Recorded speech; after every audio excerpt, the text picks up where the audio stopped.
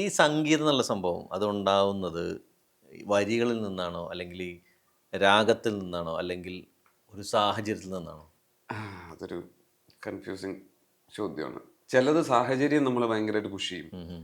ചിലപ്പോൾ ഒരു പടത്തിന്റെ സാഹചര്യം, അല്ലെങ്കിൽ പടത്തിലുള്ള നമ്മൾ സമാനമായിട്ട് കണ്ടിട്ടോ ഫീൽ ചെയ്തിട്ടോ. പിന്നെ നമ്മളെല്ലാവരും ഇമാജിനറി ആൾക്കാരാണ്. നമ്മൾ ബാക്കിയുള്ളവരുടെ അടുത്ത് സംസാരിക്കാത്ത ഒരുപാട് ഇമാജിനറി സാധനങ്ങളും ഫിക്ഷണൽ സാധനങ്ങളും ഒക്കെ കൊണ്ടു നടക്കുന്ന ആൾക്കാരാണ്. അപ്പൊ അങ്ങനെയുള്ള ഫീലിങ്സ് ആകാം. ഇപ്പൊ രാഗം ബേസ് ചെയ്തുള്ള ചെയ്ത്തുകളൊക്കെ എനിക്ക് ഭയങ്കര കുറവാണ്. അത് ചില ചില ഒരു ഇതുപോലെ സിറ്റുവേഷനിലോട്ടൊക്കെ വരുമ്പോൾ ഓക്കെ ഈ ഒരു സ്ട്രക്ചറിൽ നിന്നാ നന്നായിരിക്കും, അല്ലെങ്കിൽ ഈ ഒരു രാഗം ഫ്ലേവറിൽ നിന്നാ നന്നായിരിക്കും എന്നൊക്കെ ഉള്ള തോന്നലല്ലാതെ ഞാനിപ്പോഴും ഒരു ഫ്രീ മൈൻഡിലാണ് ഇങ്ങനെ ചെയ്തു പോവുക. എന്ത് വരുന്നു അങ്ങനെ അങ്ങ്. ആ, ശരിയാണ്. അല്ലാതെ എങ്ങനെയാണ് ആ രാഗം ഇതിനാണ് ഈ പാട്ടിന് ഈ രാഗം പറ്റും എന്നൊരു മ്യൂസിക് ഡയറക്ടർ തീരുമാനിക്കുന്നത് എങ്ങനെയാണ്? കേൾവി കേൾവി എന്നെ സംബന്ധിച്ചിടത്തോളം ഞാൻ ഭയങ്കര ഉം, അഗാധമായ നോളജ് ഉള്ള ആളല്ല. എൻ്റെ ഇതുവരെയുള്ള എക്സ്പീരിയൻസിൽ അല്ല, ഞാൻ സംഗീതത്തെ കേട്ടു. കുറിച്ച് ഒരു നോളജ് ഇല്ലാത്തതാണ് ഞാൻ. അതുകൊണ്ടാണ് ഞാൻ ചോദിച്ചത്. ഈ പാട്ടിൽ ഇപ്പൊ ഈ മ്യൂസിക് ഡയറക്ടേഴ്സ് ഉള്ള ഈ ആ, രാഗമാണ് ഉപയോഗിച്ചിരിക്കുന്നത്. ഉം. എന്തുകൊണ്ട് ആ രാഗം അവിടെ ഉപയോഗിച്ചു? അല്ല, ഓരോന്നിനും ഓരോ ഷെയ്ഡ് ഉണ്ട്. ആ. ഓരോ ഷെയ്ഡ് ഉണ്ട്. ഇപ്പം നമുക്ക്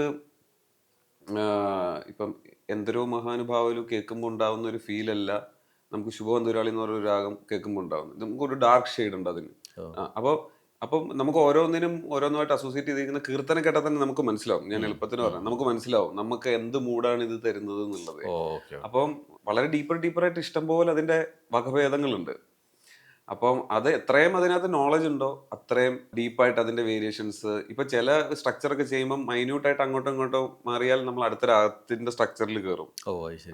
അപ്പൊ അതൊക്കെ ഇങ്ങനെ ചെയ്ത് ആയിട്ടുള്ളതാണ്. എൻ്റെ ബാക്ക്ഗ്രൗണ്ട് എന്ന് പറയുന്നത് ഞാൻ മൃദംഗം സ്റ്റുഡൻ്റ് ആയിരുന്നു. ഓ ഓ. അപ്പം അങ്ങനെയാണ് എനിക്ക് ക്ലാസിക്കൽ മ്യൂസിക്കായിട്ടുള്ള അടുപ്പം. അടുപ്പം. അപ്പം ഞാൻ ഓരോ തവണയും ചെയ്ത് പല സാധനങ്ങൾ ചെയ്ത് അപ്പം ഞാൻ ചിലപ്പം ഒരു രാഗത്തിന്റെ സ്ട്രക്ചറിൽ ചെയ്തുകൊണ്ടിരിക്കുന്ന സാധനം ഞാൻ എൻ്റെ മ്യൂസിക് സർക്കിളിലുള്ള എൻ്റെ ക്ലോസ് ഫ്രണ്ട്സ് ഉണ്ട്, ഞാൻ എല്ലാവരും കേൾപ്പ് ഉം, ചെയ്യും. ഉം. അപ്പൊ അവരൊക്കെ എന്ന് പറഞ്ഞു കഴിഞ്ഞാൽ ഞാനാണ് ആ ഗ്രൂപ്പിൽ ഏറ്റവും വേസ്റ്റ് ആയിട്ടുള്ള അത് നോളജ് ഉള്ള ശരി. ആള്. അപ്പോൾ അവന്മാര് അല്ലെങ്കിൽ അവരിങ്ങനെ പറയും, എടാ ഇത് അത് ഇവിടം വരെ ഇങ്ങനെയാണ്, അത് കഴിഞ്ഞിട്ട് ഇവിടുന്ന് ഇങ്ങനെ ഒരു രാഗം ചേഞ്ച് ഫീൽ ചെയ്യുന്നുണ്ട്, ഓ, മറ്റേതിന്റെ അത് സ്ട്രക്ചർ ശരി. നിൽക്കുന്നില്ല ഉം. എന്ന് പറയും. ചില സമയത്ത് എനിക്കത് ജഡ്ജ് ചെയ്യാൻ കിട്ടില്ല. ഞാൻ അതിന്റെ മ്യൂസിക്കൽ ടോട്ടാലിറ്റിയിലായിരിക്കും നിൽക്കുക. കാരണം ഞാൻ കറങ്ങി തിരിഞ്ഞ് വീണ്ടും ആ സ്ട്രക്ചറിലെ റൂട്ടിൽ കയറി ഇറങ്ങി ഇങ്ങനെ അതെ അതെ അതെ. പോകുന്നുണ്ട്. ഞാൻ ഭയങ്കര കൊമേഴ്സ്യലായിട്ട് അത് ചിന്തിക്കുന്നു. മനസ്സിലായി. ആ, ആ.